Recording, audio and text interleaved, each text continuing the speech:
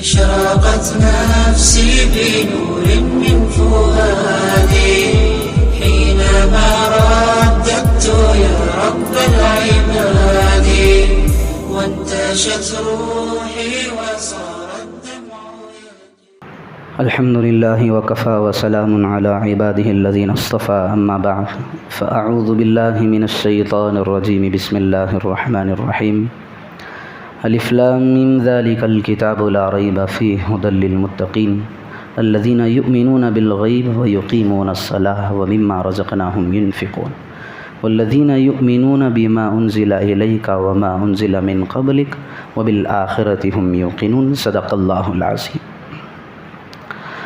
میرے محترم دوستوں اور بزرگوں، ابھی آپ حضرات کے سامنے چند آیتوں کی تلاوت کی گئی ہے۔ یہ سورہ بقرہ کی ابتدائی آیات ہیں۔ ابھی اس سے پہلے سورہ فاتحہ کے اندر ہم نے اللہ رب ذوالجلال سے دعا مانگی تھی، اہدنا الصراط المستقیم، اے اللہ ہمیں سیدھے راستے پر چلا ہدایت عطا فرما۔ تو اس دعا کے طفیل میں اللہ رب ذوالجلال نے مکمل قرآن کو ہدایت بنا کر کے نازل فرمایا ہے۔ اور جو آیتیں تلاوت کی گئی ہیں یہ سورہ بقرہ کی ابتدائی آیات ہیں۔ ہر سورہ کی ایک فضیلت ہوتی ہے۔ سورہ بقرہ کی بے شمار فضیلتیں ہیں، ایک فضیلت آپ حضرات کے سامنے رکھوں گا۔ اللہ کے پیارے حبیب صلی اللہ علیہ وسلم نے فرمایا، سورہ بقرہ کی جو بندہ 10 آیتوں کی تلاوت کرتا ہے روزانہ شام میں، صرف 10 آیتوں کی، شروع الف لام میم سے لے کر کی 4 آیتیں، پھر آیت الکرسی کے بعد اس کے ساتھ 2 آیتیں، پھر آخر کی آیتیں آمن الرسول سے لے کر کے آخر کی، کل 10 آیتیں ہوں گی۔ تو اللہ کے پیارے حبیب صلی اللہ علیہ وسلم نے فرمایا کہ جس رات میں بندہ تلاوت کرتا ہے اس رات گھر میں نہ جن داخل ہو سکتا ہے اور نہ شیطان داخل ہو سکتا ہے۔ دیکھیں، ہم بظاہر گھر میں چور، ڈاکو، لٹیرے داخل ہونے کے لیے ڈور تو لاک کر لیتے ہیں، جو ہماری آنکھوں کے سامنے نظر آتے ہیں۔ چور آ رہا ہے اس کے لیے دروازہ بند ہے، لیکن ایسی مخلوق بھی گھر کے اندر داخل ہو سکتی ہے۔ ہم نے ان کے لیے کیسا انتظام کیا ہے جو ہماری آنکھوں کے سامنے نہیں ہوتی۔ نہ ہمیں کبھی جن نظر آتا ہے اور نہ شیطان نظر آتا ہے۔ تو اللہ کے پیارے حبیب صلی اللہ علیہ وسلم نے فرمایا، جو بندہ رات کو 10 آیتوں کی تلاوت کر لے تو اللہ رب ذوالجلال اس کے گھر پر شیطان اور جنات کی پابندی لگا دیتے ہیں۔ کوئی اس دن اس رات میں نہ جادو کا اثر ہو سکتا ہے، نہ رنج آ سکتے ہیں اور نہ کوئی تکلیف ہو سکتی ہے۔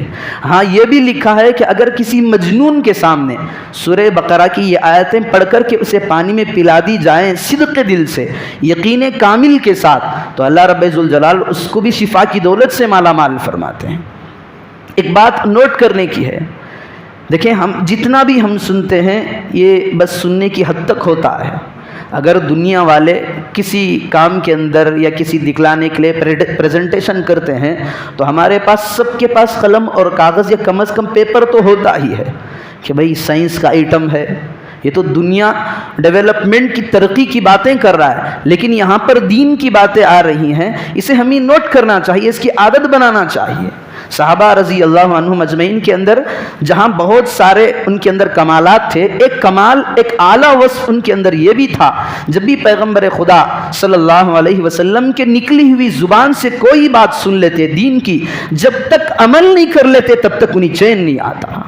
یہ باتیں دنیا کی نہیں ہیں، یہ باتیں آخرت کی ہیں، پیارے آقا جناب محمد الرسول اللہ صلی اللہ علیہ وسلم کی بتلائی ہوئی ہیں۔ تو اس کے اندر 100% یقین کر کے ان پر عمل شروع کریں گے تو پھر ہمارے گھروں کی، ہمارے اہل و عیال کی حفاظت اللہ رب ذوالجلال غیبی طریقے سے اس کا انتظام فرمائے گا۔ تو سورہ بقرہ کی 10 آیتیں، اس کو اپنا معمول بنائے زندگی کے اندر، اللہ رب ذوالجلال اس کے فائدے بھی آپ حضرات کے سامنے رکھیں گے۔ الف لام میم ذالک الکتاب لا ریب فیہ ھدی للمتقین، پہلی الف لام میم کا ٹکڑا ہے، اسے حروف مقطعات کہتے ہیں۔ اس کا معنی کیا ہے، مفہوم کیا ہے، مراد کیا ہے، اللہ کے علاوہ کوئی نہیں جانتا۔ ہاں، اپنے اپنے انداز سے کوئی اس کے مطلب بیان کر لیتے ہیں، لیکن اس کی صحیح مراد اللہ ہی جانتا ہے۔ ذالک الکتاب لا ریب فیہ ھدی للمتقین، سب سے پہلی آیت الف لام میم کے بعد یہی اللہ رب ذوالجلال نے بیان فرمائی، ذالک الکتاب لا ریب فیہ۔ دیکھیں، دنیا کے اندر ہم اگر کسی کتاب کو اٹھانا چاہیں، کوئی بڑا سائنسدان لکھا ہے یا کوئی بہت بڑا عہدیدار لکھا ہے، بہت اس کی ویلیو ہے، اس کو اٹھاتے ہیں، پھر بھی ہمیں ڈاؤٹ ہونے لگتا ہے کہ بھائی ہم اس کو جانتے نہیں ٹھیک سے، پتہ نہیں اسے کیسے لکھا ہوگا، صحیح ہوگا یا غلط ہوگا۔ اللہ رب ذوالجلال قرآن کریم کے بارے میں فرماتا ہے ذالک الکتاب لا ریب فیہ، پڑھنا تو بعد میں ہے، اس کو پہلے اپنے دماغ کو ٹھیک کر لینا، اپنے مائنڈ کو صاف کرنا۔ تو کتاب اٹھانے کے لیے جائے گا، تیرے ہاتھ ابھی قرآن کریم کو چھونے کے لیے جائیں گے، سب سے پہلے تیرے دماغ کے اندر یہ بات آنی چاہیے ذالک الکتاب لا ریب فیہ، میں ایسی کتاب کو چھونے جا رہا ہوں جس میں نہ جھوٹ ہے، نہ اس میں جھوٹے واقعات ہیں، نہ اس میں کوئی ڈاٹس ہے، اور نہ شک و شبے کی گنجائش ہی نہیں۔ پہلے اللہ رب ذوالجلال کہتا ہے تو اس کتاب کو بعد میں پڑھنا، لیکن پہلے اپنے مائنڈ کو واش کر لینا، ذالک الکتاب لا ریب فیہ۔ پھر آگے اللہ رب ذوالجلال فرما رہا ہے ھدی للمتقین، یہ کتاب متقیوں کے لیے ہدایت ہے۔ دیکھیں یہ جو قرآن کریم ہے صرف متقیوں کے لیے ہدایت نہیں ہے، عام لوگوں کے لیے بھی ہدایت ہے، متقیوں کے لیے بھی ہدایت ہے، لیکن یہاں پر متقین کا تذکرہ چل رہا ہے۔ اللہ بیان فرمائے متقیوں کے لیے ہدایت ہے تو اس کی باتیں چل رہی ہیں۔ متقین اس کا ترجمہ کیا ہے؟ اللہ سے ڈرنے والے۔ اللہ سے ڈرنے والے کون ہیں؟ پوچھے اللہ بتانا ذرا ہمیں، متقین کون ہیں، تیرے سے ڈرنے والے کون ہیں؟ آگے اللہ رب ذوالجلال کہتا ہے الذین یؤمنون بالغیب، مجھ سے ڈرنے والے وہ لوگ ہیں جو غیب کی باتوں پر ایمان لاتے ہیں۔ ایمان کسے کہتے ہیں؟ ایمان کا تعلق اندیکھی بات سے ہوتا ہے۔ میں کسی دکان میں جاؤں، جا کر کے ایک کپڑا دیکھوں سفید رنگ کا ہے، میں آ کر کے میرے دوست سے کہوں کہ بھائی میں نے کپڑا دیکھا ہے وہ سفید ہے، میں یہ جو دیکھ رہا ہوں سفید کپڑا، یہ ایمان نہیں کہتے اسے، چونکہ میں نے دیکھا ہے، یہ میرا مشاہدہ ہوا ہے۔ ایمان اس کو کہتے ہیں ہم نے دیکھے بغیر کسی کی بات کو لے کر کسی پر بغیر دیکھے اعتماد کرنے کا نام ایمان ہے۔ ہم نے پیارے آقا جناب محمد الرسول اللہ صلی اللہ علیہ وسلم کی ذات پر اعتماد کرتے ہوئے اللہ کی ذات پر ہم نے ایمان لایا ہے، اس کو ایمان کہتے ہیں۔ الذین یؤمنون بالغیب، متقین وہ لوگ ہیں جو بن دیکھے ایمان لاتے ہیں۔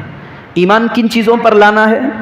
پیارے آقا جناب محمد الرسول اللہ صلی اللہ علیہ وسلم نے ہمارے سامنے کھول کر رکھے۔ آمنت باللہ وملائکتی، ایمان لانا ہے اللہ پر، وملائکتی، اور اللہ کے تمام فرشتوں پر۔ اللہ کے جتنے فرشتے ہیں ہم نے دیکھا نہیں کسی کو، اللہ کے عرش اٹھانے والے فرشتے الگ ہیں، اللہ کی عبادت کرنے والے فرشتے الگ ہیں۔ احادیث کی کتابوں میں آتا ہے کہ اللہ رب ذوالجلال کے پاس اتنے فرشتے ہیں، عبادت کے لیے اللہ کی کمی نہیں ہے۔ ایک ٹیم اللہ نے فرشتوں کی پیدا کی، سارے کے سارے قیامت تک قیام میں کھڑے، اور ایک ٹیم اللہ نے پیدا کی سارے رکوع میں، اور ایک مخلوق فرشتوں کی ایسی ہے سارے سجدے میں، اور ایک مخلوق ایسی ہے سارے قیدے میں بیٹھے ہیں، قیامت تک یہی ان کا معمول چلتا رہے گا۔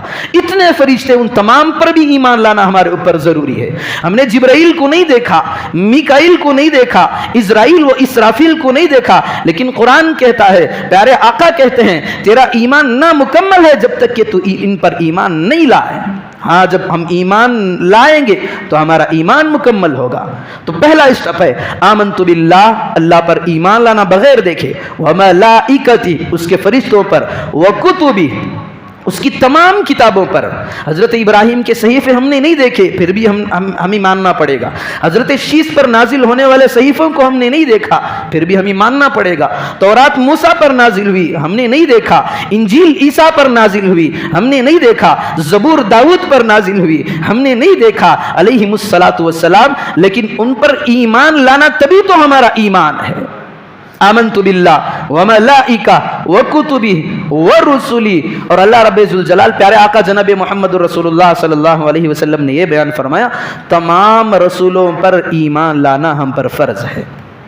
جن کا تذکرہ قرآن میں آیا ہے، چاہے مفصل انداز میں یا مجمل انداز میں یا احادیث کی روشنی میں، جن پیغمبروں کو ہم جانتے ہیں تمام پر اجمالاً ایمان لانا ہم پر فرض ہے۔ دیکھیں آدم کو تو ہم نے نہیں دیکھا، حضرت آدم کو نہیں دیکھا، حضرت نوح کو نہیں دیکھا، حضرت شیس کو نہیں دیکھا، حضرت ابراہیم کو نہیں دیکھا، اسماعیل ذبیح اللہ کو نہیں دیکھا، اسحاق کو نہیں دیکھا، یعقوب کو نہیں دیکھا، سلیمان کو نہیں دیکھا، شیس و ہود، صالح و نوح کو نہیں دیکھا، موسیٰ و عیسیٰ کو نہیں دیکھا۔ میرا آقا کہتا ہے ان تمام رسولوں پر ایمان لانا فرض ہے، تو ہم پر فرض بنتا ہے کہ ہم ان تمام انبیاء پر ایمان لائیں، رسولوں پر ایمان لائیں۔ آمنت باللہ، اللہ پر ایمان، व मलाइका तमाम फरिश्तों पर ईमान, व कुतुबी तमाम किताबों पर ईमान, व रुसुली और तमाम रसूलों पर ईमान, वल यौमिल आखिरी और क़ियामत के दिन पर ईमान रखना है, वल क़दरि खैरिही व शर्रिही और फिर हर तकदीर पर ईमान लाना है। यहाँ पर तकदीर के सिलसिले में हम थोड़ा मार खा जाते हैं। देखिए, बंदे के पास किसी काम के करने का इख्तियार नहीं होता। कोई हादसा होता है, अचानक अहवाल उसके ऊपर पेश आते हैं, इसका ताल्लुक़ अल्लाह रब्बुल जलाल की ज़ात से है। मुसीबत आ रही, ये भी अल्लाह रब्बुल जलाल की तरफ से। कोई खुशी हो रही, ये भी अल्लाह रब्बुल जलाल की तरफ से। हर चीज़ अल्लाह रब्बुल जलाल की तरफ से। हमें इस पर ये बहुत बड़ा संगीन अकीदा है, अहम अकीदा है। छोटी मिसाल है, हम यूँ कहते हैं अगर कोई आदमी एक्सीडेंट हो गया तो हम कहते हैं सुबह सुबह ये चला गया, अगर ना जाता तो एक्सीडेंट नहीं होता, हमारे कहने से वो बच जाता नहीं। ये अकीदा हमें रखना चाहिए। उसकी मुक़द्दर की मौत ने उसको खींच कर वहाँ तक लाई थी, वरना वो यहाँ से उठ कर के वहाँ ना जाता, उसका एक्सीडेंट यूँ ना होता। कोई आग में जल भुन करके मर गया हादसे के अंदर, हम कहते हैं अभी अचानक आया था, घर में घुसा, फिर सिलेंडर बस्ट, ये भी चला गया। इसकी मुक़द्दर थी, वहाँ से निकल कर इस घर के अंदर आया था। इस पर ईमान लाना है। हर अच्छी चीज़ और बुरी चीज़ जो भी होती है यह अल्लाह रब्बुल जलाल की तरफ से होती है। आखिर में पैगम्बर खुदा सल्लल्लाहु अलैहि वसल्लम ने फरमाया वल बाअस बअदल मौत, फिर मरने के बाद दोबारा ज़िंदा होने पर हमें इसका यकीन रखना है। तो इसे कहते हैं ईमान बिल गैब, अल्लज़ीना युमिनूना बिल गैब। दूसरी चीज़ अल्लाह रब्बुल जलाल ने मुत्तकीन की बयान फरमाई। पहली चीज़ ईमान बिल गैब, दूसरी चीज़ व युकीमूनस्सलाह, नमाज़ों को कायम करते हैं। यहाँ पर देखें, मेरी और आपकी नमाज, अल्लाह हमें नमाज की पाबंदी की सही रियायत के साथ पढ़ने की तौफीक अता फरमाए। जो हम नमाज पढ़ रहे हैं ये अदाए सलात है, इकामत सलात नहीं है। अदाए सलात किसे कहते हैं? एक रस्म है जो हम पूरी कर रहे हैं। ध्यान भटका हुआ है, तवज्जो अलग है।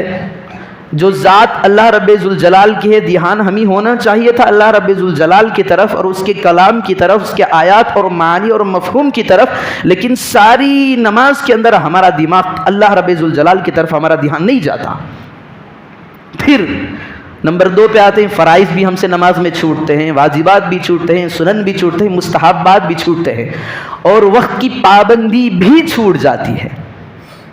जब ये सारी चीज़ें मिलते हैं, जब बंदा फ़राइज़ को मद्देनज़र रख करके वाजिबात के साथ, फिर सुनन व नवाफिल और मुस्तहब्बात की रियायत के साथ, वक्त की पाबंदी के साथ नमाज पढ़ता है, तब जा कर के ये नमाज को कायम करने वाला कहलाता है। वरना तो फिर ये अदाए नमाज है, सिर्फ नमाज को अदा कर रहा है, रस्म को पूरी कर रहा है, ये इकामत सलात नहीं है। तो अल्लाह रब्बुल जलाल कह रहा है मुत्तकीन की दूसरी सिफत युकीमून सलाह, नमाज को अदा नहीं, नमाज को कायम करते हैं। वमिम्मा रज़क़नाहुम युनफ़िक़ून। फिर तीसरी चीज़ अल्लाह रब्बुल जलाल ने यह बयान फरमाई, जो माल मैंने बंदों को दिया है वो उसको खर्च करते हैं। देखें, जब हम दुनिया में आए थे तो खाली हाथ आए, जब जाएंगे तब भी खाली हाथ जाएंगे। लेकिन ये जो बीच का अरसा है, अल्लाह रब्बुल जलाल इसमें हमारी ज़िंदगी गुजारने के लिए हमारी चीज़ों को फराहम करता है, मालो दौलत से नवाजता है। हक़ तो ये बनता है कि जितनी पूंजी अल्लाह रब्बुल जलाल हमें दे दे, माल की सारी अल्लाह की राह में खर्च कर दे। लेकिन अल्लाह डिमांड ये नहीं कर रहा, अल्लाह कह रहा है वमिम्मा रज़क़नाहुम युनफ़िक़ून। जो अल्लाह रब्बुल जलाल तुम्हें देता है ना, उसमें से थोड़ा सा खर्च कर ले। कितना थोड़ा सा? अगर तुम पर ज़कात फ़र्ज़ है तो फिर ज़कात की अदायगी, हज फ़र्ज़ है तो हज की अदायगी। अगर तुम्हारे पास ज़कात फ़र्ज़ नहीं, हज फ़र्ज़ नहीं, लेकिन इतना माल ज़्यादा है कि उससे ज़्यादा बच कर के तुम्हारे पास तुम्हारी ज़रूरियात के अलावा बचा हुआ है, तुम्हारा पास वाला पड़ोसी मोहताज है, फ़कीर है, हाजतमंद है, तो तुम्हें उसको देना पड़ेगा। तो अल्लाह रब्बुल जलाल कह रहा है वमिम्मा रज़क़नाहुम युनफ़िक़ून। तीसरी सिफत मुत्तकीन की ईमान बिल गैब, पहली सिफत युकीमूनस्सलाह, दूसरी सिफत, फिर तीसरी सिफत युनफ़िक़ून फ़ी सबीलिल्लाह, फिर चौथी सिफत अल्लज़ीना युमिनूना बिमा उन्ज़िला इलैका वमा उन्ज़िला मिन क़ब्लिक। अल्लाह रब्बुल जलाल बयान फरमाए तमाम किताबों को, जो कुरान नाजिल हुआ उस पर तो ईमान होना है, इससे पहले जितनी किताबें हैं इन तमाम किताबों पर भी ईमान होना है। वो मुत्तकीन की चौथी सिफत है। फिर आखिर में अल्लाह रब्बुल जलाल बयान फरमाए एक लास्ट सिफत है वबिल आखिरति हुम यूक़िनून, और क़ियामत के दिन पर भी उनका ईमान होता है। देखिए यहाँ बात को ज़रा समझे। الذین یؤمنون بالغیب، اللہ نے کہہ دیا غیب کی باتوں پر ایمان ہوتا ہے، اس کے اندر قیامت بھی آ گئی، لیکن اللہ سپریٹ الگ سے ذکر کر رہا ہے وبالآخرۃ ہم یوقنون، کیونکہ بہت بڑا مسئلہ ہے اس کا۔ اگر بندہ، جتنے بھی ہم لوگ قیامت کے دن پر ایمان رکھتے ہیں، یعنی مرنے کے بعد اللہ رب ذوالجلال ہمیں دوبارہ زندہ اٹھائے گا، یہ ہمارے دلوں کے اندر ابھی تک نہیں اترا ہے، صرف منہ تک لٹکا ہوا ہے، صرف منہ تک۔ اگر ہم 1000 بار مان لیں میرا آخرت پر ایمان ہے، میرا آخرت پر ایمان ہے، ایسا ایمان اللہ کو معتبر نہیں ہے۔ کیوں؟ ہم نے دھوکہ دہی بھی دینا ہے، دوسروں کے ساتھ ہم دھوکہ بھی کرتے ہیں، رشوت خور بھی ہیں، سود خور بھی ہیں، بھائی بہنوں کا حق بھی دباتے ہیں، دوسروں کے پیچھے پڑے رہتے ہیں، ساری چیزیں کرتے ہیں، پھر بھی ہم کہتے ہیں کہ آخرت پر ہمارا ایمان ہے۔ کہاں سے ہمارا ایمان ہے؟ اگر آخرت پر میرا ایمان ہوتا تو میں چوری نہیں کرتا، دوسروں کا حق نہیں دباتا، کسی کی غیبت نہیں کرتا، کسی پر ناحق الزام نہیں لگاتا، میں ساری چیزوں کو کر رہا ہوں، تو اس کا مطلب یہ ہوا کہ صحیح طور پر میرے دل کے اندر آخرت کا ایمان ابھی پیوست نہیں ہوا ہے۔ بھائی اگر میں یہ کام کر رہا ہوں غلط کام، میرا دل دہلنا چاہیے کہ یہ کام کرنا ہے، میری آنکھیں بند ہونی ہے، میرے جسم کو ٹھنڈا ہونا ہے، سانسیں رکنی ہے، قبر کے گڑھے میں جانا ہے، پھر اللہ رب ذوالجلال اٹھائے گا، پھر اللہ رب ذوالجلال کے سامنے کھڑے ہونا ہے، تو میں کیا جواب دوں گا اللہ رب ذوالجلال کے سامنے؟ تو اللہ رب ذوالجلال اس پر کہہ رہا ہے، اس پر توجہ دیں، وبالآخرۃ ہم یوقنون، صرف منہ تک نہیں، عقل تک نہیں، اس کے دل تک اس کو لے کر کے لے جائے۔ جب بندہ دل تک اس کو پیوست کرے گا، بٹھا لے گا، پھر سارے غیر شرعی امور جو ہیں، ممنوعات ہیں، محرمات ہیں، ان سے اللہ رب ذوالجلال اس کو بچائے رکھے گا۔ ہم غلط کام کرتے بھی رہے، پھر آخرت پر ایمان بھی کہتے رہے ہمارا ایمان پر، آخرت پر ہمارا ایمان ہے، تو یہ صرف منہوں کی بات ہے ورنہ یہ دلوں کی بات نہیں ہے۔ تو اللہ رب ذوالجلال نے ان آیتوں کے اندر 5 چیزوں کو، 5 اوصاف کو بیان فرمایا ہے متقین کی۔ متقین اللہ سے ڈرنے والے۔ پہلی صفت الذین یؤمنون بالغیب، اللہ پر ایمان۔ دوسری صفت ویقیمون الصلاۃ۔ تیسری صفت انفاق فی سبیل اللہ، اللہ کے راستے میں خرچ کرنا۔ چوتھی صفت اللہ کی کتاب اور تمام پچھلی کتابوں پر ایمان لانا۔ اور 5ویں جو چیز ہے متقیوں کی، وبالآخرۃ ہم یوقنون، وہ آخرت پر، یوم جزا اور یوم سزا پر ان کا ایمان ہوتا ہے۔ اللہ رب ذوالجلال نے 5 اوصاف کو بیان فرمائی۔ اب دیکھنا یہ ہے کہ ہمارے اندر یہ اوصاف میں سے کتنے وصف ہمارے اندر پائے جاتے ہیں۔ واقعتاً میں سمجھتا ہوں کہ ہمارے اندر نہیں ہے، میں آپ کی بات نہیں کرتا، میری بات کر رہا ہوں، ان میں سے ایک بھی ہمارے اندر نہیں ہے۔ اللہ پر ایمان کی باری آتی ہے تو ہم شریک ٹھہراتے ہیں دوسروں کو، جب نماز کی باری آتی ہے تو ہم نمازوں کو قائم نہیں بلکہ ادا کرتے ہیں، جب خرچ کرنے کی آتی ہے تو ہچکچاہٹ ہوتی ہے، کریں یا نہ کریں، دے رہا ہے اللہ اتنا سارا لیکن 1 روپیہ دینے میں پیچھے ہٹ رہے ہیں۔ تو یہ ساری چیزیں ہمارے اندر اس کی کمی ہے، ان کو مد نظر رکھ کر کے اپنے اندر ان اوصاف کو پیدا کرنا چاہیے۔ اللہ رب ذوالجلال سے دعا فرمائیں کہ اللہ پاک ہم تمام کو سنی ہوئی باتوں پر عمل کی توفیق عطا فرمائے۔